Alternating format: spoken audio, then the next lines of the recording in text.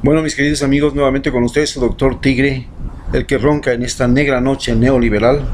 Y ya saben, con un abrazo solidario a todos nuestros internautas, que tenemos el compromiso de votar nulo en las próximas elecciones, que ya sabemos están fraguadas, no tienen nada de democráticas, son un amarre, posiblemente el amarre más grotesco que se haya hecho en el siglo XXI de unas elecciones. Y finalmente, no se olviden, a conciencia, tenemos que buscar el mecanismo para reunir el número suficiente de firmas para hacer una asamblea constituyente y cambiar las leyes de una constitución que se ha venido abajo, que ha sido despedazada, que ha sido desmembrada, que ha sido pulverizada y que necesitamos ahora reconstruirla con correctivos como, por ejemplo, eliminar el Consejo de Participación Ciudadana, que resultó ser el mecanismo de apropiación de todos los poderes del Estado. Hoy hablaremos acerca de cómo se construyó, cuál fue la reacción a este proceso de construcción de la Revolución Ciudadana, cómo reaccionaron los partidos que siempre fueron dueños del país, los movimientos sociales, cómo reaccionó la conducta social, la vida personal de la gente. Vale señalar que Ecuador, a través de este proceso de la Revolución Ciudadana, entró en este mundo que estamos viviendo ahora, que es el mundo del consumismo infinito. La gente no está satisfecha con nada. El que tiene algo quiere el doble, quiere el triple y quiere 10 veces más. ¿Cómo? No importa. La gente compra un carro no porque lo necesite, sino porque quiere ir mostrando a todo el mundo que él tiene $30,000 para exhibírselos a todos en las calles del país. La gente comenzaba a estudiar y tener títulos universitarios no porque quería ser un buen profesional, sino porque el título universitario se convirtió en una especie de título nobiliario. ¿Ya? En Ecuador no es como en Europa, que te llaman Pedro, te llaman Juan, te llaman Manuel, y no te están diciendo doctor, licenciado ni nada. En Ecuador le dicen a uno doctor, licenciado, porque el concepto es que es como en el tiempo de la colonia, conde, marqués, sir, lo que ustedes quieran, es el mismo concepto. Y esto ha pesado en nuestra conciencia. De igual manera, se llegó a tener en estos 10 años y se llegó a fabricar una nube de gente que de aquellos que nunca tuvieron y llegaron a tener, y locos se quisieron volver, palitos en los ojos se quisieron meter. Ese es lo que se fabricó en estos 10 años que hemos estado viviendo la Revolución Ciudadana. Pero ¿cómo reaccionó las élites? ¿Y cómo han reaccionado las élites ante la Constitución, ante el gobierno de Rafael Correa, ante el aparecimiento de esta nueva clase media, que era una clase media voraz, que quería por sobre todo repartirse entre los mismos burócratas todas las becas que sean posibles y los estudios en el extranjero?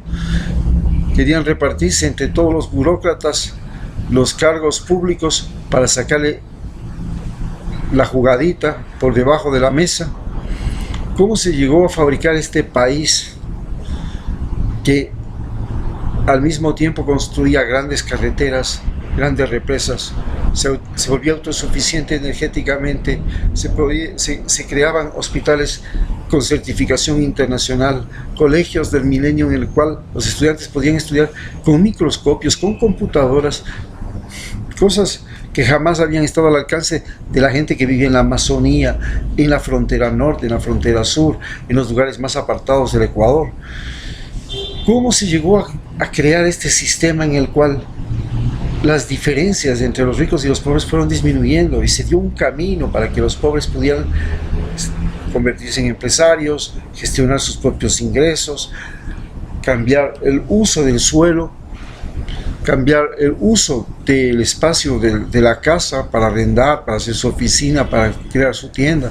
¿Cómo se logró crear este espacio, estas condiciones, para que en el Ecuador la gente ya aspirara a ser un buen deportista, ser buen estudiante, ser una persona honesta, ser un profesional lúcido, tener ingresos económicos propios, no depender solo del cargo público. ¿Cómo se logró crear estas condiciones? Bueno, se lo hizo a partir de un primer fenómeno, que es el uso del manejo y la ocupación del espacio físico. En la ocupación del espacio físico lo fundamental fue la construcción vial. Esto cambió el manejo del espacio físico en el Ecuador. Integró a la costa, sierra y la Amazonía, logró reducir el tiempo del transporte, modificó la movilización humana, los medios de transporte cambiaron y esto generó una nueva movilidad de la producción, de la productividad, de los mercados, de las ciudades. A las carreteras les acompañaba la electrificación, se llevó con electrificación hasta el último rincón del país, hasta la última casa en el último páramo. Esto cambió completamente. La electrificación significaba tener artefactos eléctricos en la casa, tener celular, tener donde cargar el celular, etcétera, etcétera.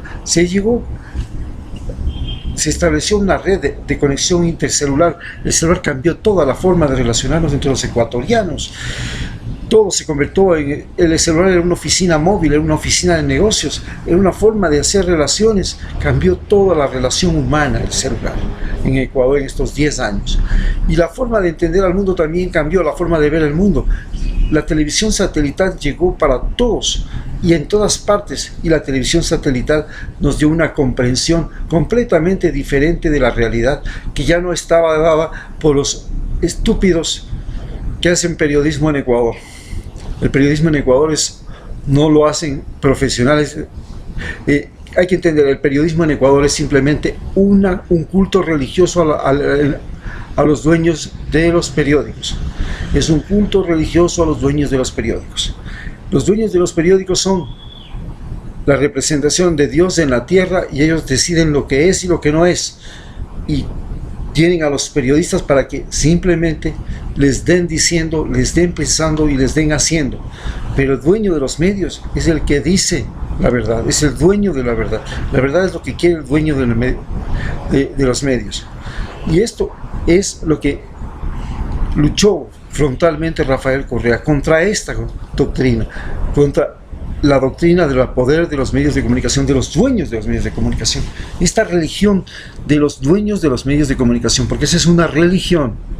Ahí no se hace ciencia, ahí existe lo que se llama la verdad.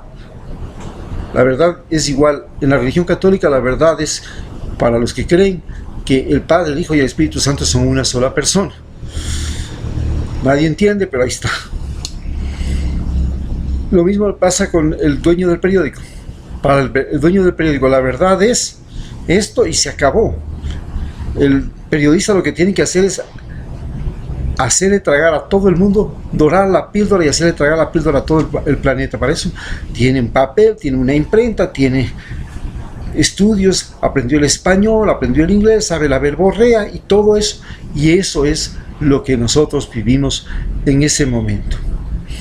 Pero habían grupos completamente heridos con la nueva constitución, con esta redistribución de la riqueza, con esta redistribución del conocimiento, con esta redistribución de la salud, con esta redistribución de los ingresos económicos, esta redistribución de las posibilidades de acceso a la riqueza, al conocimiento y al poder. Pues eran los que estaban antes en el poder, los militares a la cabeza, siempre fueron los que dijeron, aquí se baila de esta forma. Ellos eran los árbitros del partido, ellos decían quién gana y quién pierde. Era como un partido de fútbol, aquí está el partido que llegó al poder, aquí está el partido que perdió el poder, yo soy el árbitro, y yo decido quién se queda en la cancha y quién se va. Cuando les golpearon a los militares y les quitaron sus prebendas, sus edificios especiales, sus piscinas, sus viajes, sus casinos, sus escuelas, sus colegios, sus universidades, ahí ellos fueron los primeros que reaccionaron, y reaccionaron el 30 de septiembre atacando y tratando de matar al presidente. En segundo lugar, estuvieron los dueños de los medios. Por supuesto, a ellos les dolió saber que ya la religión de la denominada libre prensa, la prensa que adora a los dueños de los medios de comunicación, esa religión había sido golpeada por el aparecimiento de los medios públicos, por el aparecimiento de la televisión satelital, por el aparecimiento del Internet, por el aparecimiento del YouTube, por el aparecimiento de Google y de toda la prensa internacional. Esto había sido muy feroz, y ahora tenían que reconstruir para volver a recuperar la credibilidad, porque ahora solamente eran individuos que servían de vínculo entre las clases que siempre habían dominado al país. Eran los que agrupaban y reunían y movilizaban a los grupos tradicionales de poder. Entonces, ante esta situación, también se crea una reacción por parte del MPD y de Pachacútec. Pachacútec era el dueño de las carreteras. Los indígenas habían creado un estatus que era los ponchos dorados, individuos que llegaban a las élites de las comunidades indígenas y que canjeaban votos y tranquilidad en las vías por embajadas,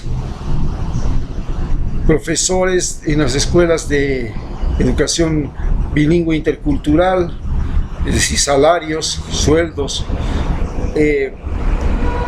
oficinas públicas a su mando, como las oficinas que estaban del gobierno en la Amazonía, etcétera, etcétera. Por el otro lado, el MPD tenía los sindicatos petroleros, sindicatos de la educación, sindicatos de la salud, sindicatos de empresas públicas, y también tenían sindicatos de la empresa privada, pero básicamente su fuerza era el sindicalismo público, mientras que el FUT, el Frente Único de Trabajadores, con el Partido Socialista, que había sido golpeado por el fin de la Unión Soviética, era el que manejaba el sindicalismo privado, que no tenía mayor fuerza. Esta situación de conflicto, por supuesto, les llevó a levantamientos del MPD, levantamientos de Pachacútec, siempre excusado del Pachacútec en la lucha ecológica. La lucha ecológica era por proteger la Pachamama, pero resulta que la Pachamama era algo prohibido para los ecuatorianos, pero permitido para los gringos. El compromiso, Estados Unidos había logrado infiltrar a través de USAID dentro de los movimientos indígenas una gran cantidad de información y de voluntades, y movía los hilos de los movimientos indígenas, ofertándoles programas de desarrollos locales, etcétera, etcétera, y especialmente en la Amazonía, pues turismo, todo lo que es el pago de las excedentes. Las compañías petroleras pagaban a los indígenas por su silencio, en cierta forma, por su tolerancia a todo lo que ellos hacían, a tal punto que no pudieron reaccionar sino hasta cuando se va Texaco, y ahí reaccionan, porque ya Texaco deja de pagar y sobornar a los indígenas, y se produce una demanda contra Texaco, que es la demanda de Texaco Chevron, que después el Ecuador asume, porque Texaco había hecho el peor derrame petrolero de la historia del planeta Tierra en la Amazonía ecuatoriana. Bien, pero dentro del Partido de Alianza País también se produce pues una invasión, la invasión de la gente de la sierra, la invasión de la gente de la costa, pero ¿de quiénes? Básicamente de la costa los oportunistas, y de la sierra ya sabemos los traidores y mentirosos. Estos se logran ocupar, llegan a ocupar ministerios, llegan a convertirse en poder, y luego cuando se va Rafael Correa, pues rápidamente se cambian y se van con Lenín Moreno, tanto los unos como los otros, quedando apenas un 25% del partido, que es el que está defendiendo y sacando el 30% del partido, que es el que está sacando, luchando prácticamente contra viento y marea porque se termine esta persecución al gobierno anterior. Bien, dentro de todo esto, ya con la llegada del Papa, comienzan a salir los mayores adversarios de Rafael Correa. ¿Quiénes eran? Básicamente era la aristocracia de Quito. La aristocracia de Quito, que se veían que el movimiento de los forajidos, que ellos lo forjaron, se les había ido de las manos y querían retomarlo, y lo hicieron a través de la extrema derecha de Quito, que se halla con el CREO, el partido Creando Oportunidades del banquero de Guayaquil. Entonces se unen el banquero que había defraudado y había capitaneado el fraude se une con la gente de Quito y surge aquí esta reacción, que es la que ahora se logra tomar el poder y hace toda la persecución a Rafael Correa. Bien, y con eso concluimos para darnos cuenta de qué es lo que está pasando en Ecuador y cómo nosotros tenemos que reaccionar. Muchas gracias.